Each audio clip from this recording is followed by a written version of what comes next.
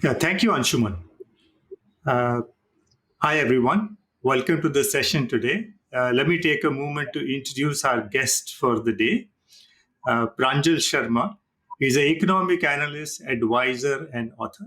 He leads the discourse on technology, globalization, and media at a number of global and national platforms like World Economic Forum, St. Gallen Symposium, Oasis Global Meeting, and platforms like IMA Closer Home.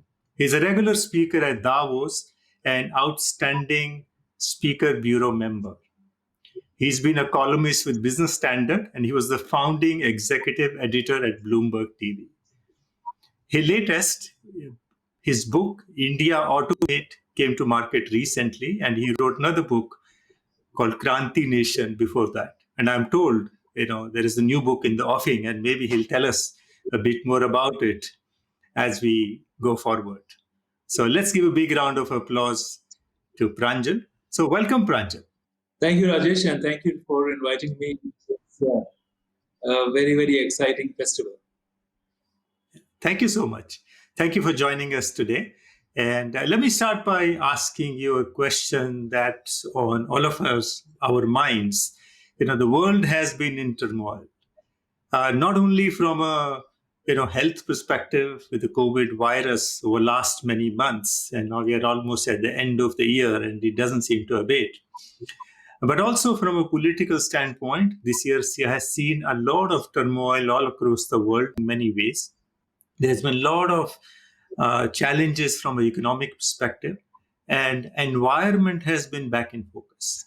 So I wanted to ask, if you can help our audience today take away, what do all these trends mean? How do the dots connect? What should we take away for the world after this, as we are just at the threshold of another new year? Thank you, Rajesh. I think, important thing to understand is that in the post-war world, post-Second World War, there was some level of stability, even if it was an uneven and an uneasy peace when we had a bipolar structure where the US at one end, the USSR at one end, brought the two stabilizing forces in the world. But in the last few years, we've seen how we move from a bipolar world to, in some ways, a unipolar world, but for a brief while, United States was the biggest economic power in the world. But in recent times, what has happened is that we see the rise of a multipolar world. And I think that's something which has had a deep impact and shift across the world. While people talk about globalization as a great leveler, I think that this rise of Asia has made a huge difference to the dynamics between the haves and the have-nots, the developed world, and the emerging economies. As a result of that, the friction between rising economies and the existing economic powers have increased. And even before COVID, in the years leading up to 2018 and 19, some of the biggest conversations at Davos, for example, was about the retreat of globalization.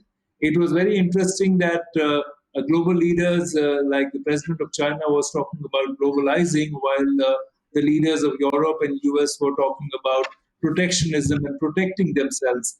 And you saw that manifested in many ways, Rajesh, with the beginning of the trade wars, which began 3 years ago. What we are seeing today is accelerated the discomfort, the disquiet, and the conflict which was happening between various countries. COVID has accelerated it in a big way. What we are seeing today, I would say, is the great big pause in human development. While the economic turmoil would have played out over a few years and there would have been resolution mechanisms, today what we see is that everybody, the entire world is in the same storm. This has not happened in living memory for all of us. Even if you look at the world wars, I think there were certain parts of the world which were not impacted so much, while some were severely impacted. But COVID-19 has created a situation where economies, societies, communities, all of us are in a very serious crisis today. Humanity, and it's not just about business and society anymore, it's not just about governments anymore. Humanity has come to a very sharp stop, and that's where we are today, Rajesh. So let me try to build on what you said. I mean, can you talk a bit more about, and most of our audience today are from South Asia and India region. What does it really mean for us? And sometimes, there is so much of information, it's hard to make sense of it in terms of what do I do? So if you can help contrast like you did with the developed world, say the US or the Western Europe, but on the other side, I say rest of Asia or even you know lesser developed or parts which are similar to us, maybe Latam, Southam, or even some parts of Eastern Europe. I mean, where do we place ourselves in the world pecking order, and how do we look at the next era, if it were? So let me break it into two buckets broadly, Rajesh. One is about geopolitics, which includes issues around climate change, because these are very, very important. So if you look at it from geopolitics, the fact that we are in a multipolar world means that Asia, South Asia, has a great opportunity to rise to the occasion and get what it's due to it. There is a very interesting effort made to look at where is the center of gravity of the world. That's shifting, Rajesh. And many of your colleagues and audiences would know there is something called a validity price circle, and it's really, if you put a center just north of in the middle of Burma and make a circle around it for about 2,000 miles, you will find that 50% of humanity is within that circle. So that includes India, China, Southeast Asia, Indonesia. So look at it, and this is where the consuming masses are, right? So from the perspective of the global economy, from the West, which is Europe and US, to this is the big shift which the multipolar world is represented by. And when we say multipolar, and the strengths of regions and economies are the economy. It's not about who has a better set of tanks or missiles. At one point, the number of nuclear warheads you had in your basement decided whether you were a big guy in the world or not. Today, that doesn't really matter. What matters is where is the consuming population. So, to that extent, I think we are in the place where all the action will happen. There is a talk of things like the Asian century, the rise of China and the rise of Asia. There are going to be a new set of conflicts which will happen. But the fact is, this region will decide the future of humanity, decide the future of growth, decide the future of technology, which is the second bucket I'm talking about. Technology is very fascinating, and all of you who are listening in have, I think, far deeper experience in technology. But what I see as an outsider is that we are in a phase of the fourth industrial revolution. But the fascinating piece to me, as a non technologist, I'm an economist by training, is that this is the first time in, I think, our history where we have a set of very egalitarian technologies, which means that while there would be intellectual property issues, but the fact is that all the technologies like artificial intelligence or machine learning, or if we look at blockchain, they are open for everybody to build on, which means that US and Europe don't have to come to South Asia and say, hey, how about we selling you these technologies? Now, of course, some of that remains, but in the new set of technologies that we have, there is so much opportunity for South Asia to build for itself. And I think the most important point here is to solve for itself. In this environment, I mean, what do you see the forthcoming scenario for businesses in this region? I mean, what are the implications? How do you see them getting impacted? What are the opportunities for them? How do they stay relevant? How do they grow? I mean, I'd love to hear your opinion, because most audience come from businesses here, and before they get into the specific role, it's really they would benefit to understand at all of level, what implication does it have for businesses and organizations? So I think the opportunities are tremendous, but so are the challenges. It's just that are we in a position to scale up our ability to manufacture, create, innovate at a pace which perhaps has not been done previously. Now, if you look at regions like Silicon Valley, or if you look at the industrialization of Europe, that happened over centuries. In Europe, definitely over centuries. Even Silicon Valley happened over decades. Unfortunately, while the opportunities are tremendous because there is such a great consuming market in the region, the time is not enough. I think the opportunity is tremendous because companies based in our region know what the people want and they can create it because they're closer to the mind of the consumer.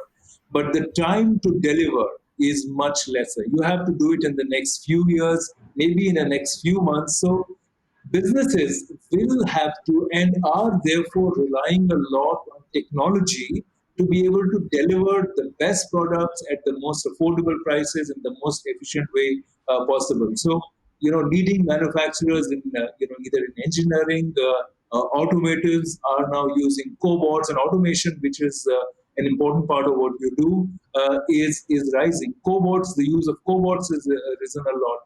Process automation, of course, in non-manufacturing and manufacturing units is picked up a lot across various verticals of large enterprises. So, the fact that technology used to be in one corner where just the CTO or the CIO was responsible for making sure basically that that emails to work has moved to a situation where even the chief marketing officer like yourself and I think the chief human resource officer is talking about cloud processing, right? So they're talking about how can we move from on-premise to a cloud enterprise solution. This has been accelerated by COVID. The fact that all of us have to move out from their physical offices, which is also a construct of 18th or 19th century. If you look at the concept of employment, really, the fact that I need to have a 9 to 5 job that came out 200 years ago when we started factories and mass production, where the business owner said, well, you have to come and work in 3 shifts or 2 shifts for blue collar workers. As a managerial class, the so-called white collar has to come at a specific time, but in today's world, that doesn't matter, right? So I think the flexibility and agility of companies is in severe test today.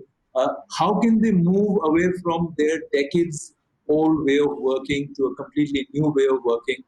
COVID has forced that. Work from home sounds like a very simple thing, but it really means that teamwork, collaboration, connectivity, security, privacy, all these issues suddenly move from one physical location to maybe thousand different locations because you will have team members in thousand locations simultaneously.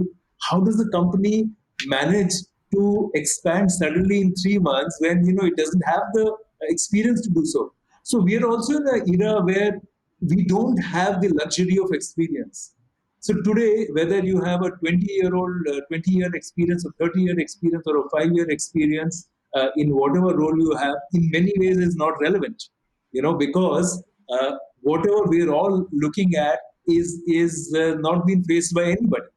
Of course, I think senior management has the ability to look at and manage change, but the pace of change is such, Rajesh, that the opportunity which lie for us to solve and create for South Asian consumers will be the success will be determined by how quick you are on the ball. And I think that if that can be managed using technology, then you will see a completely new set of winners in our ecosystem. So, since you mentioned this, that technology is potentially helping take away the barriers of distance and size, and ours in South Asia is a very complex region with multiple, nations.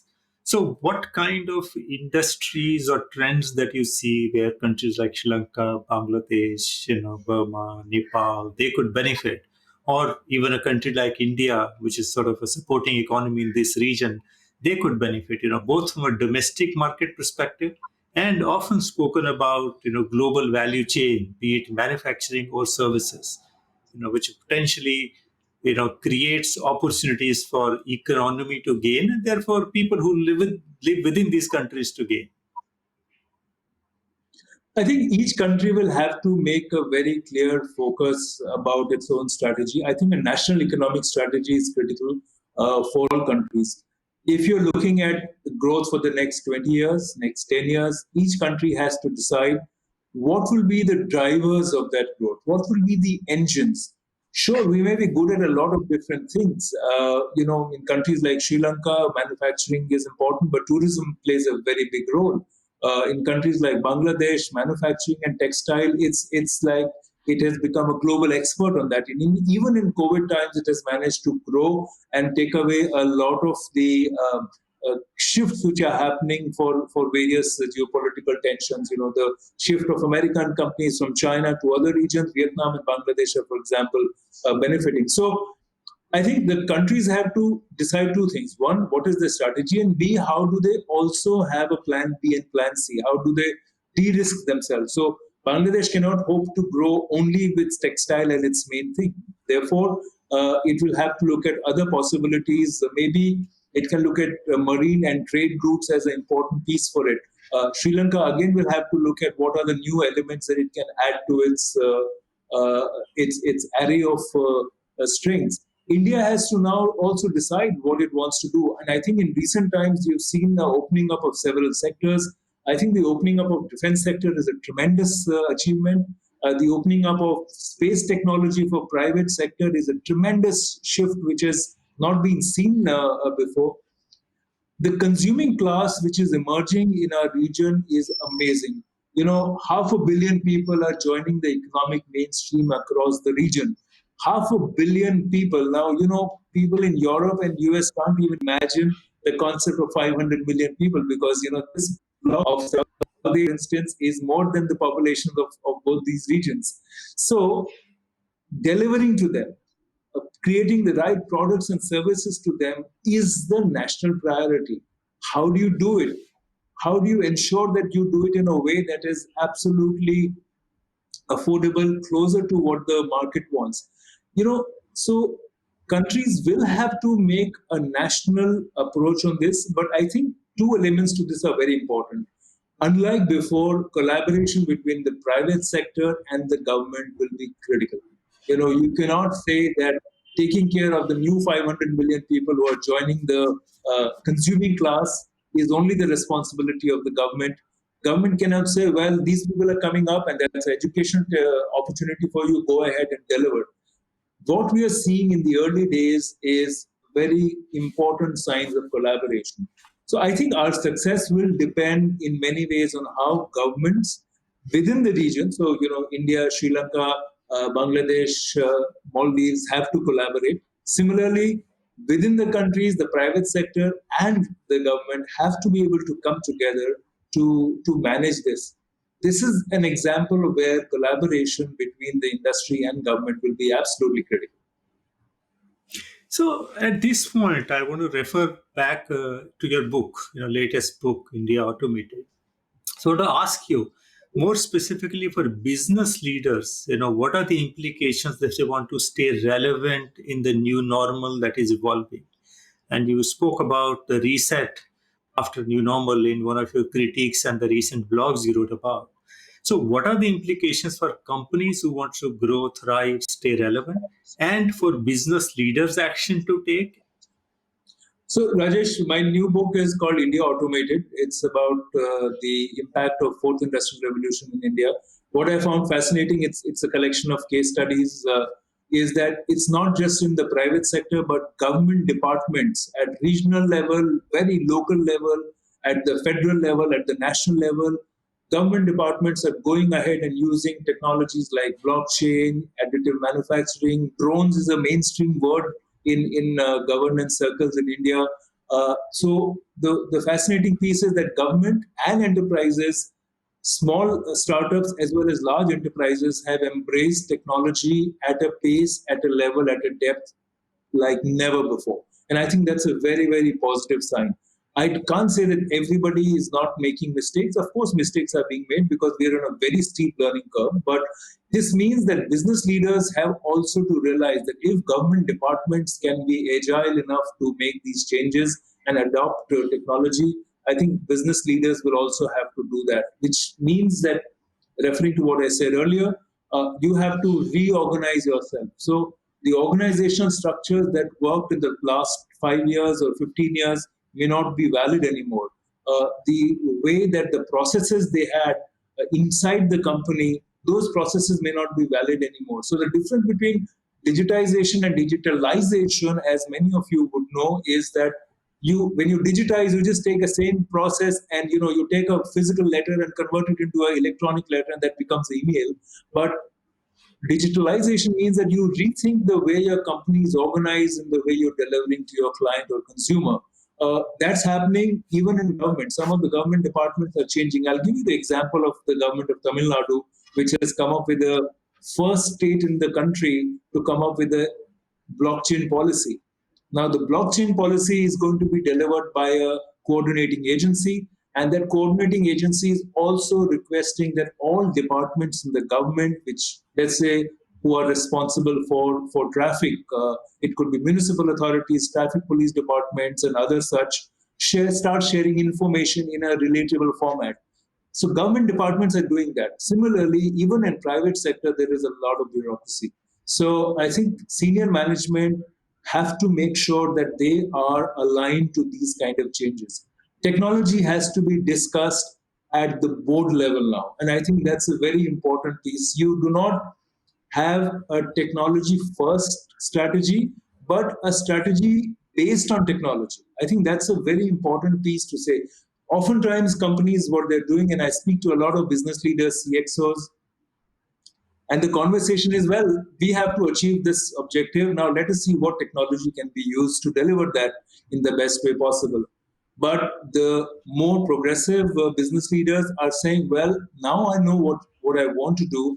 How can I ensure that technology is the platform on which I will deliver this? So, a complete 180-degree change in the way you think, you strategize, you deliver, you manufacture, you get feedback, you enthuse your employees. I think that is important. Plus, the whole concept of an employee is also going to shift. Employee doesn't mean a person who sits at his or her desk, for 8 hours a day. A person who's contributing to your larger process is a partner in you. So to that extent, I think the concepts of gig economy will have to be employed and deployed in very traditional brick and mortar companies.